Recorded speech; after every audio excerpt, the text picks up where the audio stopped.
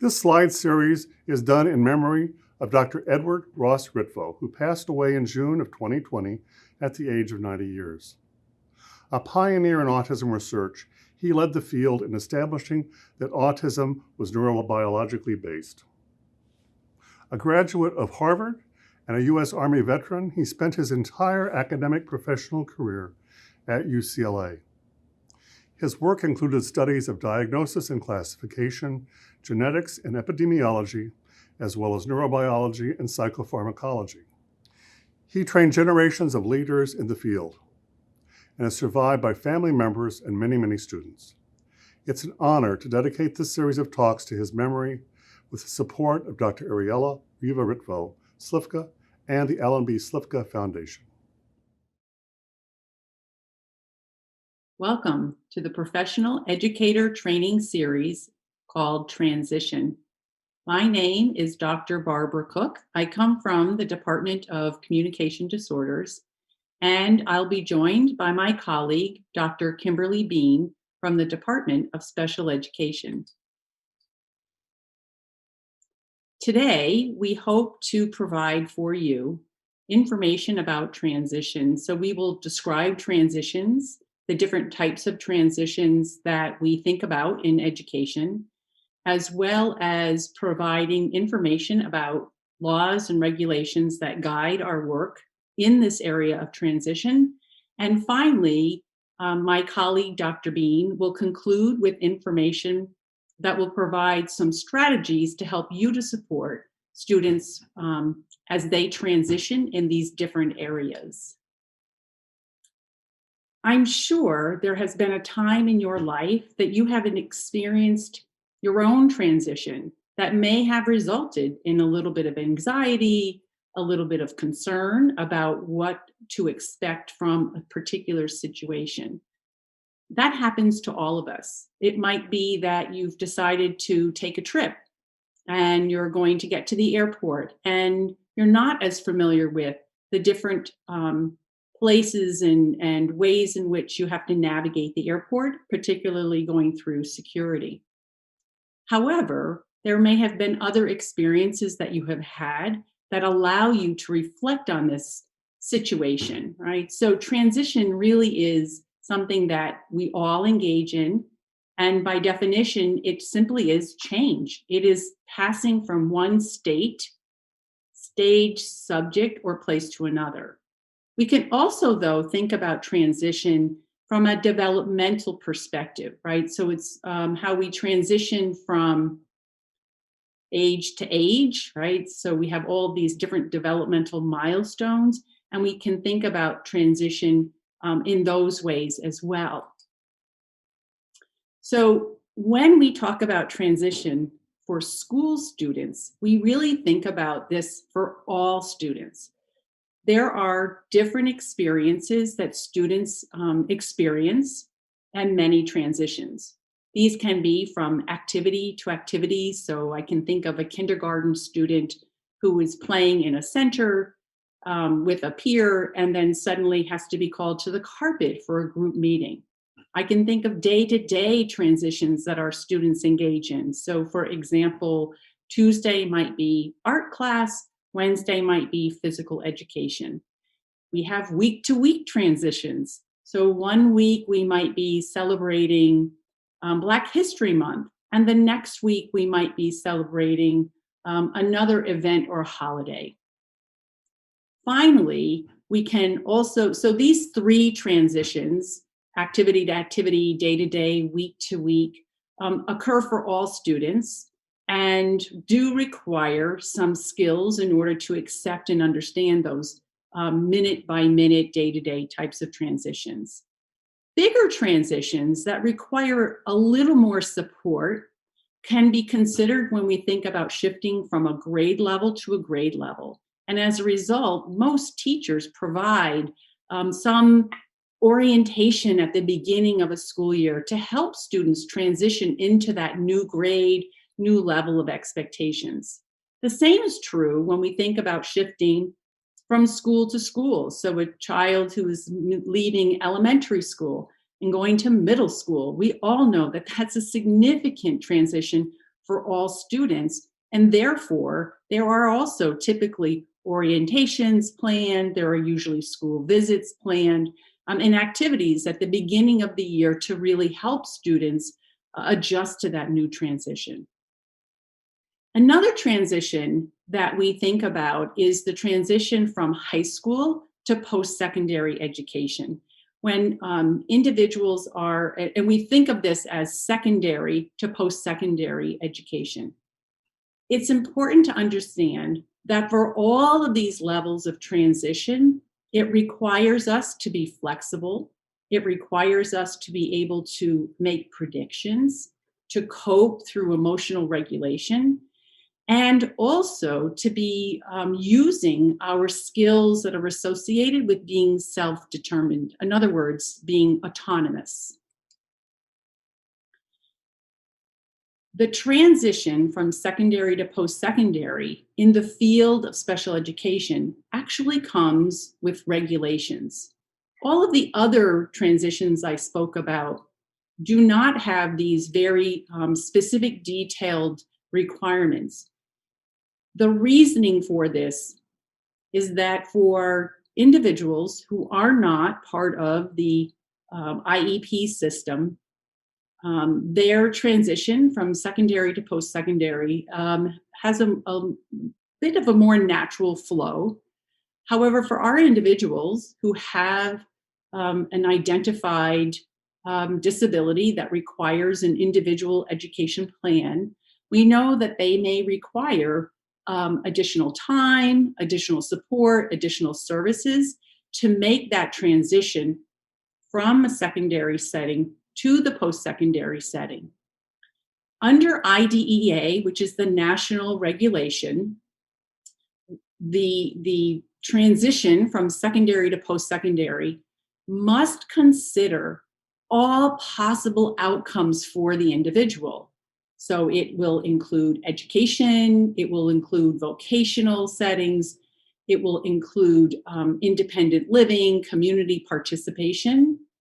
And when we think about education, it's not only going to be thinking about college, community college, but also potentially engagement in supported settings such as continuing education for adults, or maybe even a particular vocational training program. The federal regulation, which is this IDEA, tells us that we must begin the transition planning at age 16. We'll talk a little bit more about what that includes in a moment. But before that, I want to share that here in Connecticut, while we also follow this federal IDEA mandate, recently we've changed the regulation to suggest that students' transition planning and programs must begin by age 14. This is significant, and it acknowledges that not all of us can attain the skills we need to attain by the age of 18 or 21, and we may need additional supports and additional focus in order to achieve those skills. You can go to the Connecticut State Department of Education website and identify and learn about these Connecticut core transition skills that are part of the Connecticut mandate or regulation and suggestions.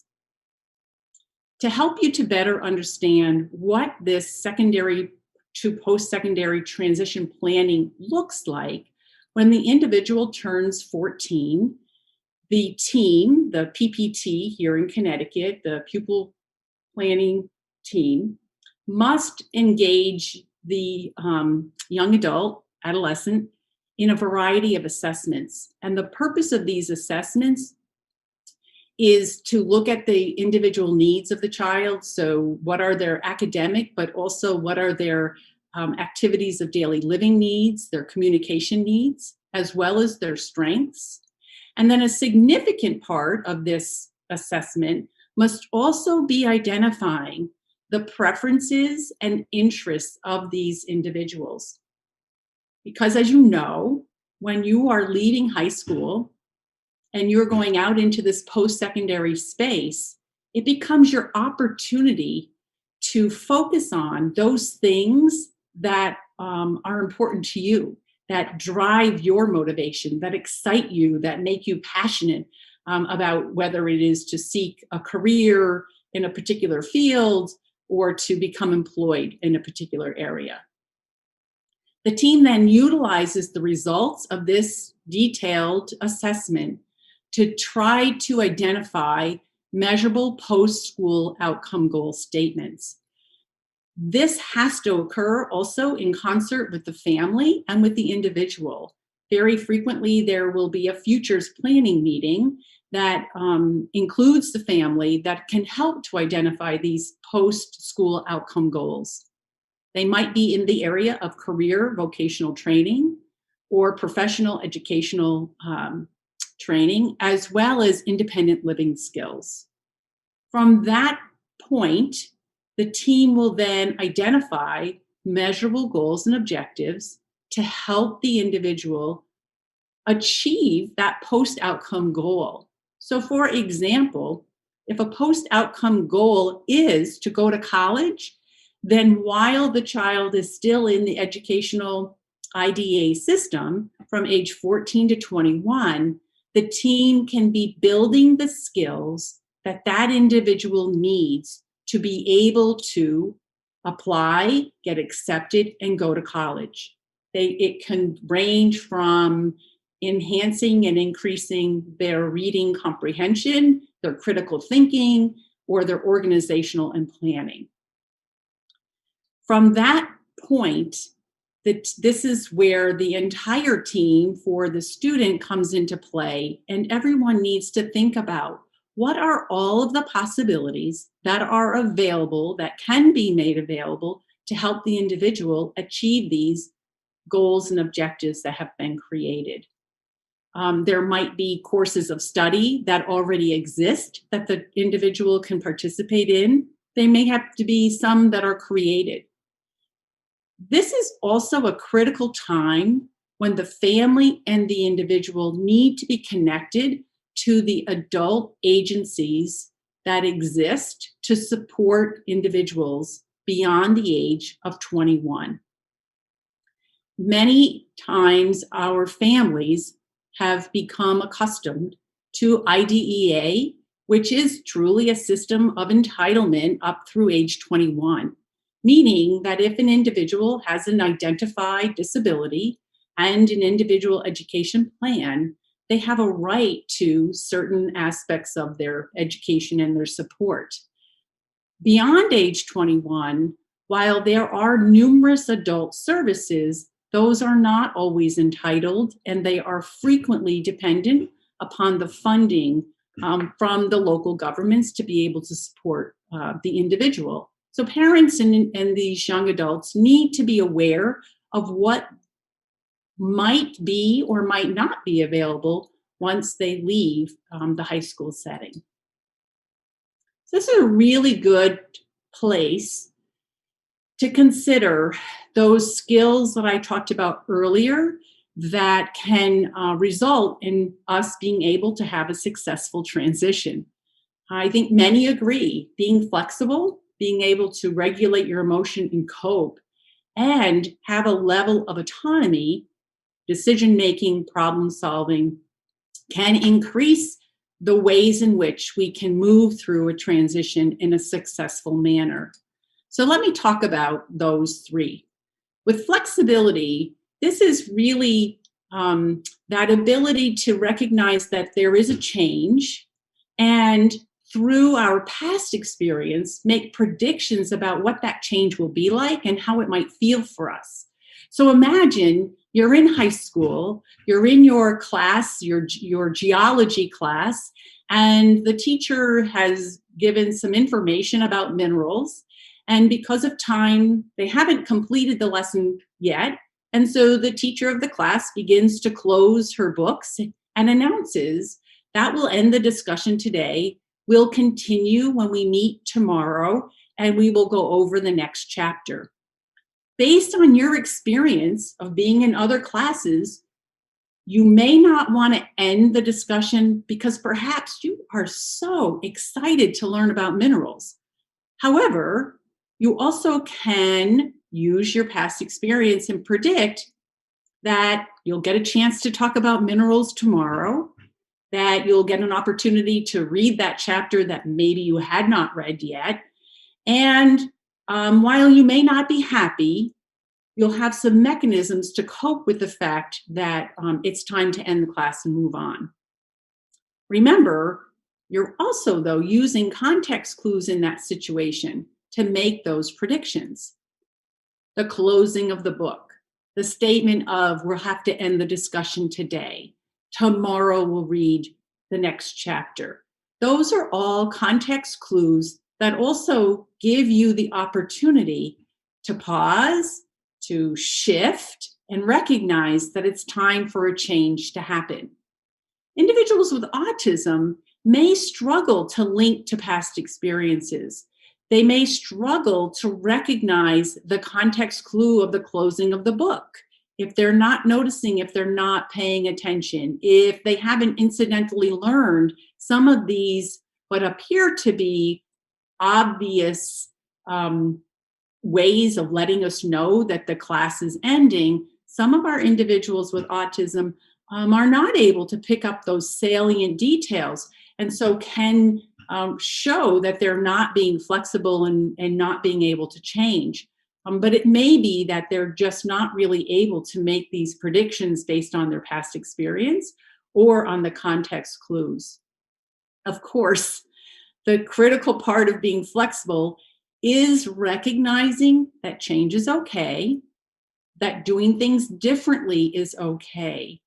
This also ties into this understanding of passage of time and trusting that there will be opportunity to revisit whatever that topic is if you really loved it. It also requires adapting to different environments and linking how those environments connect to one another. And another part of being flexible is comprehending the reasons for the change. Many times, we don't tell students that we have to end because we've run out of time. There is a general understanding that every course runs 40, 45 minutes. And when that time ends, you have to go to the next class. So there has to be a level of comprehension and understanding that organizational system of a school and kind of the implied reasons that it exists. Some of our individuals with autism will not always understand those hidden rules or those hidden agendas that we all have and follow that necessitate a change. The part of a part of being flexible, I should say, or a way that we show we're flexible is sometimes evidenced in our ability to regulate our emotion. So in order to regulate your emotion, there are some components to that must be in place. So let's go back to the example of the individual who has learned that class is ending and they are not going to be able to continue the discussion about minerals. If I have a capacity to regulate my emotion, and I might not be happy that we have to end the conversation where it has ended, I can recognize within myself that I'm sad, that I'm disappointed. I also can recognize that while that bothers me, that compared to the rest of the class, it might not be as important of a change to them as it is to me. And so I might express it because I want people to know how much I love minerals. Maybe I want the teacher to know how much I love the conversation. So I might say, oh, darn, I really wanted to finish.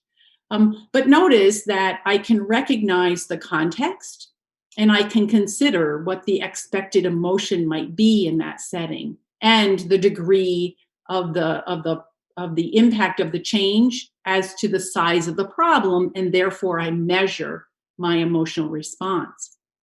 An individual who has difficulty regulating emotion, who maybe cannot feel the sadness or the annoyance building inside of themselves, might have a response that's not expected, right? So perhaps an individual who has this challenge in this same situation might verbally yell and say, "Oh, come on.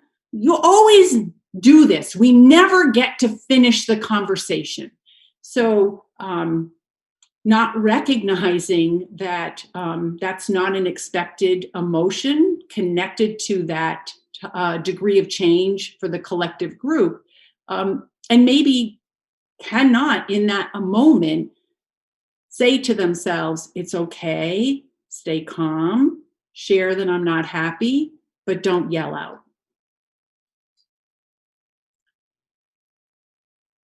Being flexible, being able to regulate emotion, actually also apply and fall under this notion of self-determination. So, what is self-determination?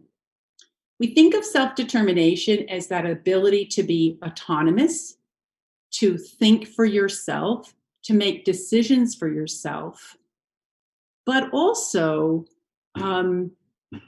recognizing the outcomes of those decisions so that when you make that decision for yourself, we feel pretty comfortable that you understand what might happen if you make that decision.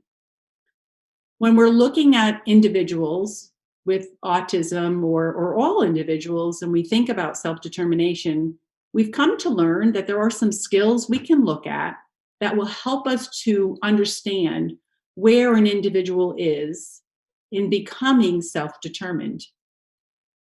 These skills are critical to being able to transition, to be flexible, to have emotional regulation.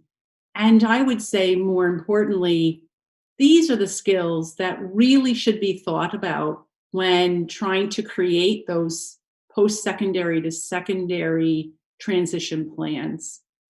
So I just want to highlight a little bit about each of them. So self-awareness is the ability to know who you are, know what you like, know what you don't like, know what interests you, what drives you, what motivates you. So perhaps I'm 15 and I've decided that I love driving in the car with my parents and I want to learn how to drive because I want that ability to take myself to my friend's house or to the grocery store. In order to do that, though, I also have to know what are my strengths and what are my weaknesses. That leads kind of to this goal setting place. So in goal setting, I think about this thing I want to do. I want to drive. I want to get my driver's license. So I set that goal. I don't sit down and write a note about all of the goals that I'm going to do to complete this task. Typically, I'm just thinking in my mind about what do I need to do to be able to drive. So I might have peers or friends that are telling me little bits along the way, might even learn it in school. And I recognize that in order to drive, I have to apply for a driver's permit, if you will. I have to take a written driver's test. And then I have to take the road test. So as part of the goal setting, I then shift into this decision making. So knowing that these are all of the things I have to do, I have to decide, do I still want to do this? Is driving still for me? I now move kind of a little diagonally to problem solving because now I have a problem. Well, what's the problem? Well, let me go back to self-awareness and share with you, I'm really weak with my reading comprehension. If you tell me information, I'll learn it and I'll recall it. But my reading comprehension is pretty weak. So I'm concerned that I won't be able to read the manual and learn all of the information about driving. And then I'm worried that I won't be able to read and take that written test. So this problem solving component, though, could result in me just stopping there and saying, that's it, I can't drive. However, in evidencing self-determination with problem solving, I'm going to recognize that there are choices. And I can make those choices based on outcomes. So let's take the example of kind of moving into the written test portion. Let's say I've made it to the point where I'm ready to go to the DMV and take the written test. But again, I'm still concerned about my reading. So I can think about what options might be available to me. And so one option might be, as I said, just to not do it, but then I don't get the ability to drive. But another option might be having an accommodation that somebody could read the questions and then I could answer the questions to that individual. So you can, and then of course, I need the self-advocacy from that point to figure out, who do I ask? Do I ask my parents? Do I have to reach out to the DMV to find out how I would go about potentially listening to the questions and responding instead of having to read? And recognizing that I have the capacity to read road signs and comprehend those, that it's more about lengthier written information. Again, I don't know if this is a possibility for individuals, but you can see how using self-determined skills could help a person become more independent, right? And to function with a little more autonomy. The two areas I haven't spoken about that I want to make sure I cover are self-regulation and self-efficacy. The self-regulation piece directly links to the emotional regulation. A part of self-regulation is that ability to comprehend, understand our emotions, and how to respond with our emotions to people, to events. Another portion of self-regulation, though, also has to do with sensory and our processing of sensory information. If it's too bright, if it's too dark, if it's too loud, if it's too quiet, and how do we respond within those contexts? And self-efficacy is that capacity to say, I know what I know. I know I can drive. I know I can do this if only I can have the accommodations.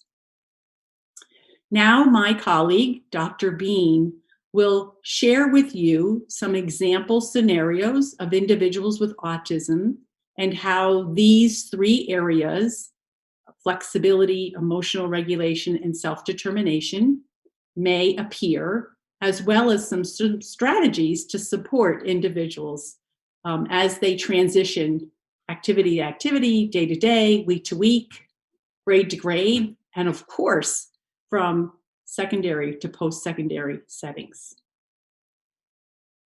Thank you, Dr. Cook, for those important points to define key elements in successful transition and how these may manifest in individuals with autism.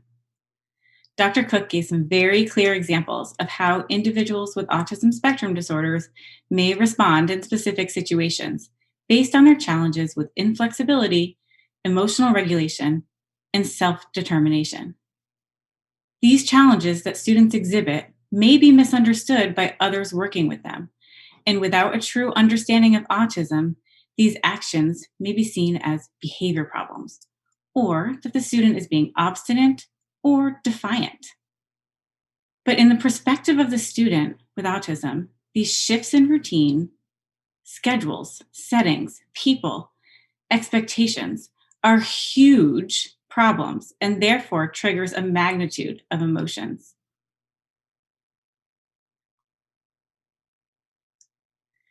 When a student cannot predict, read a context, or interpret language, you may observe the student engaging in the following: protesting or questioning, shutting down, tantruming, a refusal to try new things, or maybe getting stuck in the activity.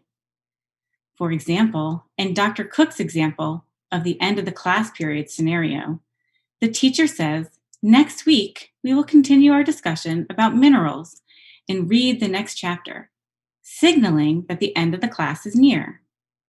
The student with autism may have the following thoughts: "But the class period isn't over. I'm not done. I need to finish. I'm never going to finish this," and thus have difficulty transitioning to the next task because they're still stuck in this activity. This looks like the student is being inflexible or protesting. But in the student's mind, they may be thinking, It's safe to finish this activity first because the notion of change without being done is too unpredictable. It leaves too much to chance. When will I finish? Will I ever finish? Will I get in trouble for not finishing? And again, these shifts in routine directly relate to an emotional response from the student.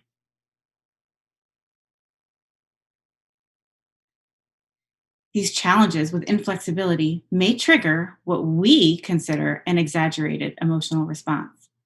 They may yell, protest, and have such a great overreaction to such a small shift in their schedule. Like in Dr. Cook's example, the student felt that he needed to finish that activity before going on to the next and couldn't move forward until it was done. So the student may protest, yell, or maybe become aggressive. He didn't have the skills to cope with this shift. He didn't see that he could finish it another time because his perception is that it had to be completed during this session. So we may see this as an overreaction, but an individual with ASD may see it as a normal reaction because his work is just not complete. It's also important to realize that these changes that occur may impact a student for a longer period of time. In this instance, the student may still be thinking about this or seen as perseverating on it into the next period or even into the next day. When one has weak self-determination, you may observe the following. A student comes to an obstacle and shuts down. Again, to reference Dr. Cook's example, in this situation, the student's perceived obstacle was the end of the class period and not being done. The student did not utilize problem-solving strategies by first identifying the size of the problem and then choosing an appropriate solution, and then didn't ask for help when the student felt overwhelmed in the situation. You may also observe a student setting unrealistic goals that don't match their interests or skills. For example, a student about to graduate high school sets a goal that he wants to get a master's degree right away, without realizing that he has to obtain a bachelor's degree first. An individual with weak self-determination may say yes to a teacher, job coach, or employer to a variety of tasks that may not necessarily be within their skill set. For example, an individual with weak fine motor abilities agreeing to fold utensils in a napkin at his restaurant job site, but not realizing that he doesn't have the fine motor abilities to do that job independently. An individual with ASD may also complete one task in the classroom or in a work setting, but not move on to the next task independently and won't always ask for help if they don't know what to do. Luckily, there are several strategies that you can use to support students during any type of transition. The first is a variety of visual supports, such as creating schedules for the day or checklists of the things that the student has to do throughout the day. Using a timer during independent working tasks or class periods will set a visual and auditory reminder for the amount of time the student has per activity. When thinking about students transitioning from grade to grade or school to employment, using a visual timeline with specific dates and the outcomes for each of those dates can help a student more visualize the expectations along the way in preparation for the transition.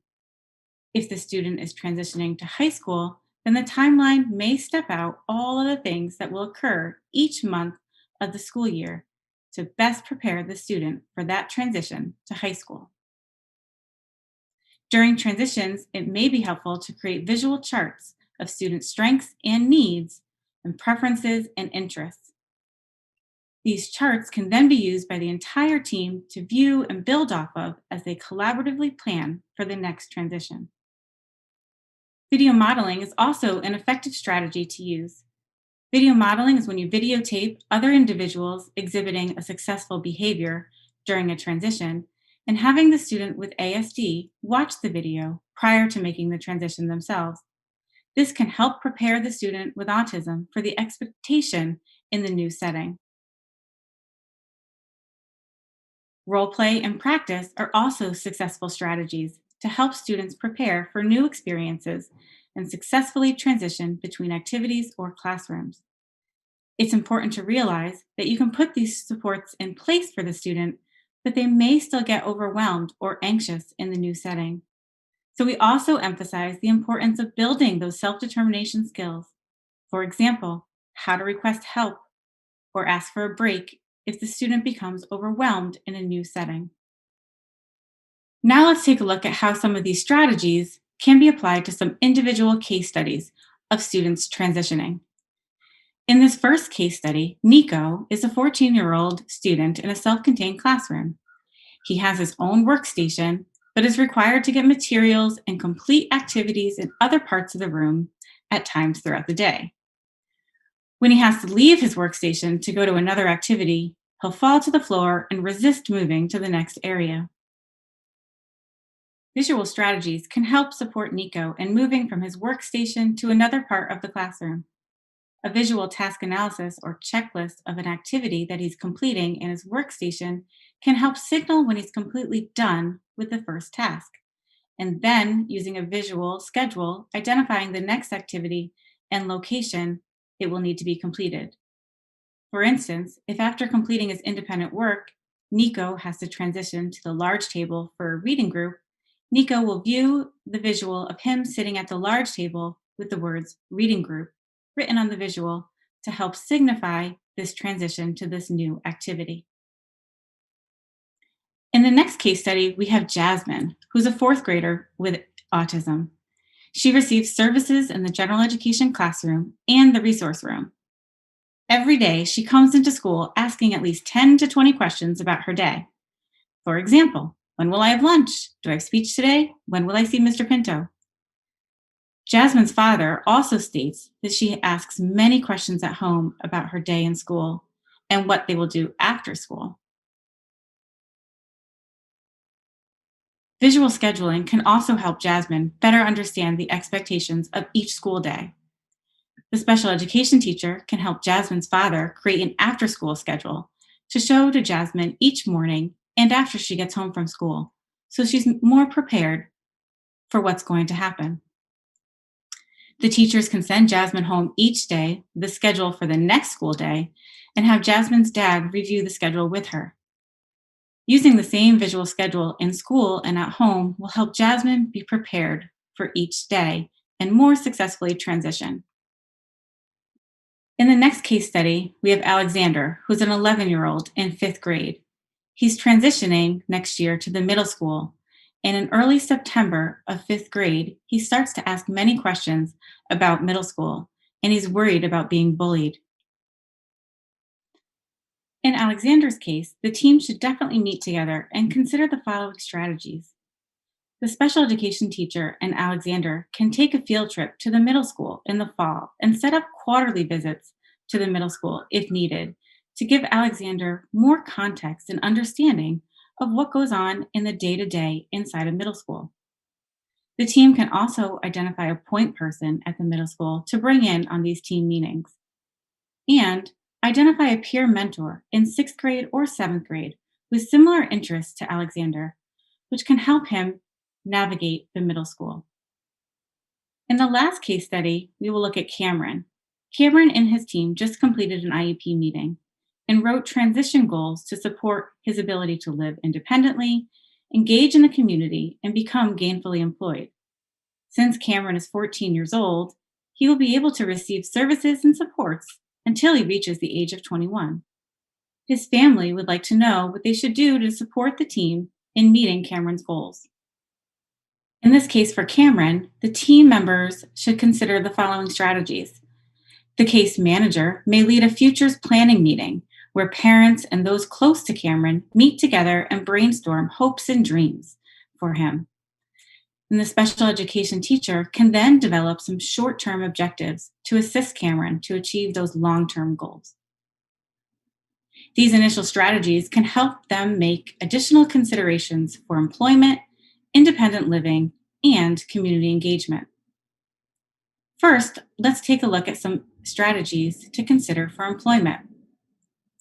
The special education teacher can work with the family and Cameron to identify preferences for possible employment opportunities. What does Cameron like to do? What interests him? Then, using that, the special education teacher can connect him to possible employers within the community. Providing a job coach or a paraprofessional can help support Cameron completing expected tasks, asking for assistance, asking for additional work, or interacting with other employees, the managers, or customers in the work setting. The team can also think about these following strategies to help support living independently. The special education teacher can assist the family with tools such as creating a visual task analysis and checklists to support Cameron to be more independent with activities of daily living, such as cooking, laundry, money management, and transportation. And finally, to help Cameron become more engaged in the community, the special education teacher can work with the family and Cameron to, again, identify those likes and dislikes, strengths and weaknesses, to identify possible clubs and community events for Cameron to join or attend. The speech and language pathologist can assist the family to support primary conversation skills, to support social interaction, and including where and how to make and maintain friends within the community. All of these ideas can be brainstormed with all team members, including Cameron and the parents, so that he can be more successful in the environments. I hope you're able to use some of these strategies to help support your students make more successful transitions across their lifespan. Thanks for listening to this video from our professional series. For more information, you can visit our center website for information about our other projects and how to support us.